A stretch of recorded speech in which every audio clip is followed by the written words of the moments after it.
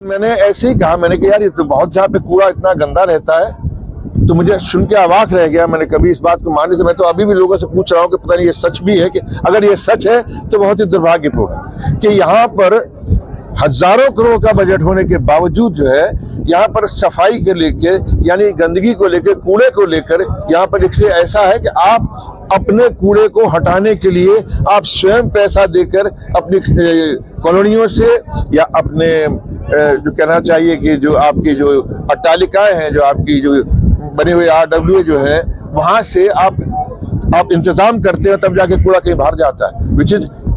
मेरे ख्याल से ये मैंने पहली बार सुना। बम्बई इतना बड़ा शहर है जहां पर हमेशा कोई ना कोई दिक्कत आती है। बम्बई में भी बारिश होती है, आपको लगता होगा कि यहाँ पे मतलब बारिश इतने फिट आ गई, लेकिन वो बारिश 1 घंटे के अंदर तो बारिश नीचे चली जाती है, कहाँ गई पता नहीं लगता। और यहाँ पर आज भी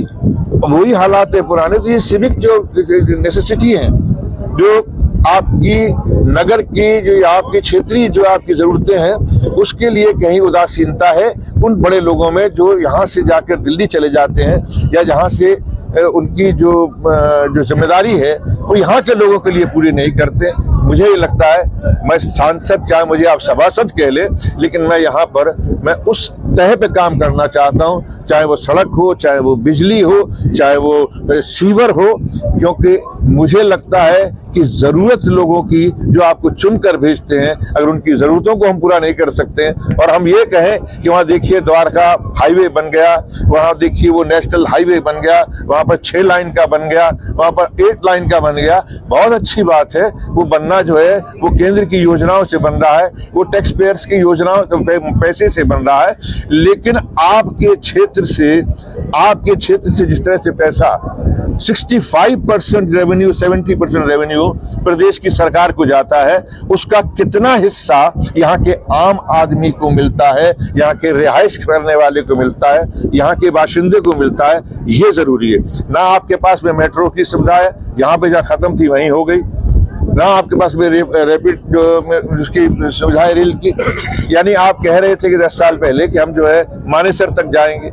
यहाँ पर रेल तक के अभी तक स्टेशन नहीं है मानेसर के लोगों के पास में, वो अपना मेवात के लोगों के पास में। इधर आपने द्वारका तक कहा था कि हम ले जाएंगे, वहाँ यही जितनी पिछली सरकार में, यानी मैं कहूँगा कि हुड्डा साहब की सरकार में जो चीजें विकास की आई, उसके बाद में एकदम ऐसा लगता है सब कुछ रुक गया हो। बड़ी अच्छी बात है, उनका मानना यह है कि भाई वो बड़े काम के लिए पैदा हुए हैं, बड़े काम करते हैं, तो मुझे चाहिए कि उनकी पार्टी को उनको राज्यसभा में ले जाए, उनकी पार्टी उनको राज्यसभा में ले जाके उनसे बड़े काम करवा ले, क्योंकि यहाँ तो किसी छोटे काम करने वाले की, मुझ जैसे छोटे आदमी की जरूरत है, जिसने आगरा में जाकर, मैं आज भी कहता हूँ बड़े गर्व के साथ में, बड़ी विनम्रता के साथ में कहूंगा, 3 बार सांसद आगरा में मुझे बनाया गया।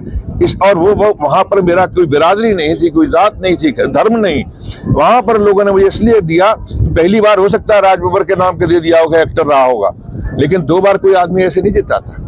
मैंने वहां काम किया, मैंने वहां रेल के वो DRM के ऑफिसेस जो 30-30 साल से मांग हो रही थी, मेरी सरकार नहीं थी केंद्र में, मैंने जाके हथौड़ा चलाया, मैंने जाके विनम्रता से कहा, मैंने कि मेरी सुनो, ये मेरी राज बब्बर का व्यक्तिगत कोई मेरी नहीं, मैं आपसे मंत्री पद मांगने नहीं आया हूं, मेरे लोगों को यहाँ पर ये सुविधा चाहिए, वो मिली।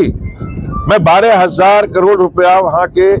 UNRM स्कीम जो आई थी उसके अंदर मैं लेके आया, और वो अभी तक चल रहा है, वो क्योंकि 25 साल के अंदर खर्च होना था। बब्बर साहब, लेकिन राव इंद्रजीत तो ये कह रहे हैं कि राव जो इंद्रजीत जी कह रहे हैं